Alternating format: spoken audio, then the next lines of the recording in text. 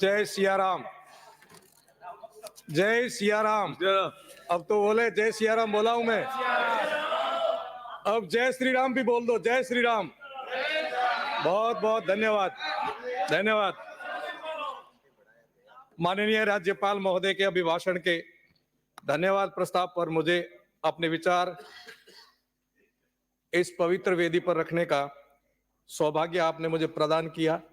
इसके लिए मैं हृदय से साधुवाद करता हूं, आपका आभार और धन्यवाद करता हूं। मैं राजस्थान प्रदेश की जनता और मेरे क्षेत्र की विधानसभा पोकरण की जनता का भी बहुत बहुत धन्यवाद करता हूं हृदय से कि आपने एक लोकतंत्र की इस वेदी में अपनी स्वतंत्र अभिव्यक्ति के साथ में हम सबको चुन करके यहां भेजा है और जितने भी सदस्य आज विधानसभा में विराजे उन सबको जय गुरु महाराज जी, राम राम साहब।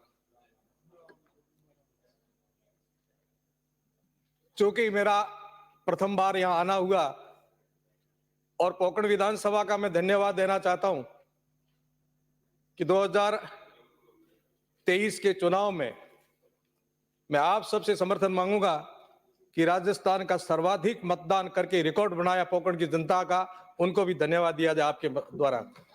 88% के लगभग पोकरण की जनता ने मतदान करके प्रजातंत्र को जीवित रख करके परिवार तंत्र को तोड़ने का एक संकल्प लिया, वो दिखाया। इसलिए पोकरण की जनता को बहुत बहुत धन्यवाद। आपको अवगत कराऊं, पोकरण विधानसभा कोई छोटी मोटी विधानसभा नहीं है। लगभग 300 किलोमीटर के आसपास उसकी लंबाई है और संपूर्ण विधानसभा पूरी ग्रामीण क्षेत्र में रहती है।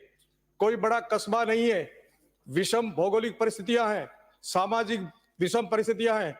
उन परिस्थितियों में वहां के लोगों ने 88% के आसपास मतदान किया और सर्वाधिक मतदान से जीता करके भेजा। इसलिए पोकरण की जनता का बहुत बहुत धन्यवाद।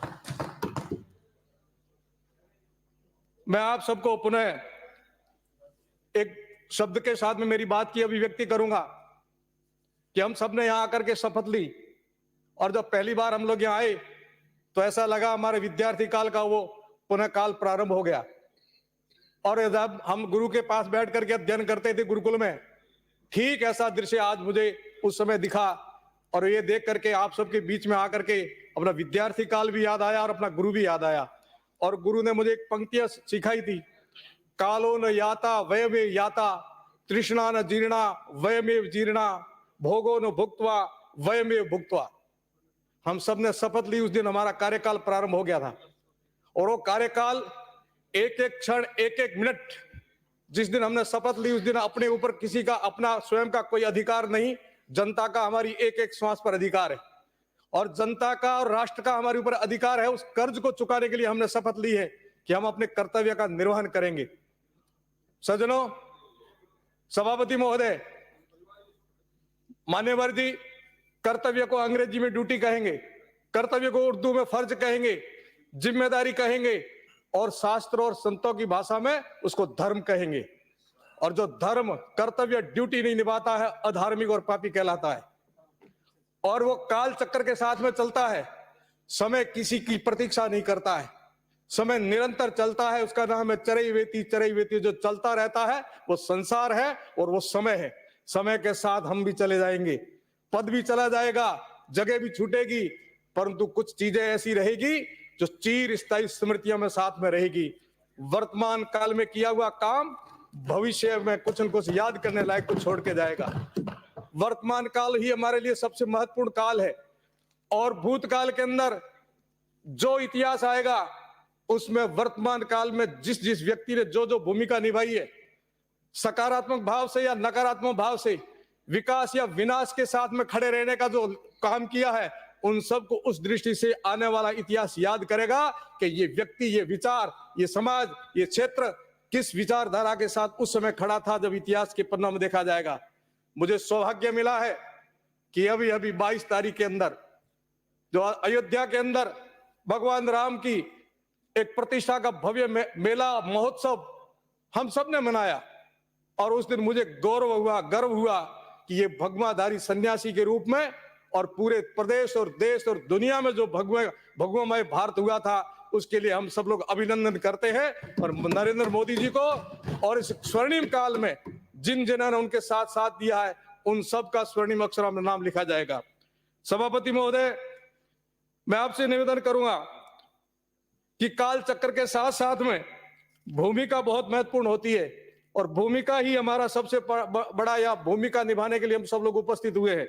इस भूमिका को कर्तव्य निर्वहन के साथ में एक हमारे साथ और जुड़ता है कि व्यक्ति याद किसको करेंगे। कबीर की वो पंक्तियां, कबीरा जब हम पैदा भये हम रोए और जग हंसा, कबीरा जब हम पैदा भये हम रोए और जग हंसा, ऐसी करनी कर चलो हम हंसे और जग रोए, हम हंसे और जग रोए। ये कार्यकाल हमारा ऐसा रहना चाहिए जिसके अंदर हम सब लोगों को लोग आने वाले समय में याद करें कि किसी की कार्यकाल में क्या क्या हुआ है। परंतु इसके साथ साथ मैं विनम्रतापूर्वक सभापति महोदय एक संत के नाते कह रहा हूं कि राजनीति का शब्द जो है, नेता शब्द का अर्थ होता है नियति से नेता, जो ले चलने में सक्षम हो, जो समाज को ले चलने में सक्षम हो, क्षेत्र को ले चलने में सक्षम हो, राष्ट्र को ले चलने में सक्षम हो, उस शब्द का अर्थ होता है नेता। और नेता शब्द के साथ में दो मिथक जुड़ते हैं। देश को स्वतंत्र कराया, उन समय के नेताओं को जब देखते हैं तब हमारे जैसे संत और आप जैसे राष्ट्रभक्त आकर के उनको नतमस्त होकर के अपना आदर्श मानते हैं, क्योंकि उनके जीवन में दो मिथक मिले हुए थे। एक तो थी सेवा और दूसरा था त्याग। त्याग और सेवा के साथ जो आता है राजनीति में, वो व्यक्ति पूजा जाता है, वो पूछा जाता है, वो अमर हो जाता है। और जो भोग और चाहना के साथ में राजनीति में आएगा, वो कभी भी इतिहास में कहीं याद नहीं रखा जाएगा। इसलिए मोदी जी आज विश्व के सर्वश्रेष्ठ नेता है। इसलिए मोदी जी को भारत ने स्वीकार किया है, इसलिए विश्व उसका लोहा मानता है, क्योंकि मोदी जी के अंदर वो गुण है। वो सेवा और त्याग के साथ में आए, कोई भोग और चाहना के लिए नहीं आए, किसी परिवार को पनपाने के लिए नहीं आए, किसी वंश को पनपाने के लिए नहीं आए, किसी जाति को पनपाने के लिए नहीं आए। उनके अंदर वाद है तो राष्ट्रवाद है, राष्ट्रवाद के लिए मोदी जी आए, इसलिए संत भी उनके साथ खड़े हैं। आज पूरा विश्व उनका लोहा मान रहा है, इसलिए मैं आपका धन्यवाद देता हूं मोदी जी के। इस हमारे स्वर्णिम काल में हम सब लोग एक संकल्प के साथ में उपस्थित हुए हैं। उस संकल्प को लेंगे कि राष्ट्र को विकसित भारत बनाने में हम सब लोग सभी मान्यताओं, मर्यादाओं, विचारों से ऊपर उठ करके इस स्वर्णिम काल में भारत को विकसित भारत बनाने में, सक्षम भारत बनाने में, समर्थ भारत बनाने में हम सब लोग अपनी भूमिका निभाएंगे। माननीय सभापति महोदय,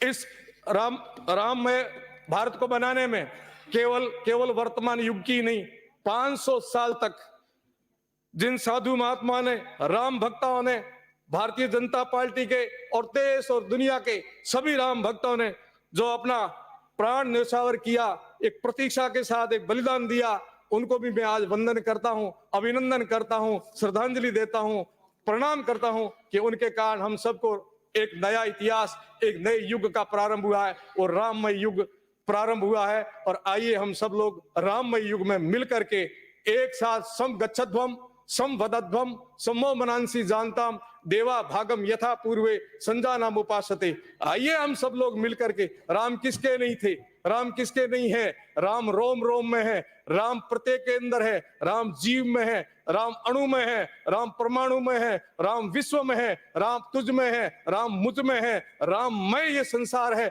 इसलिए राम तो हम सबके हैं, राममय भारत को करना है, राममय विश्व को करना है। तो आइए हम सब लोग मिलकर के उस भारत को बनाने में अपना कृत संकल्प होकर जो कर्तव्य निर्वहन की हमने प्रतिज्ञा की है उसका निर्वहन करेंगे।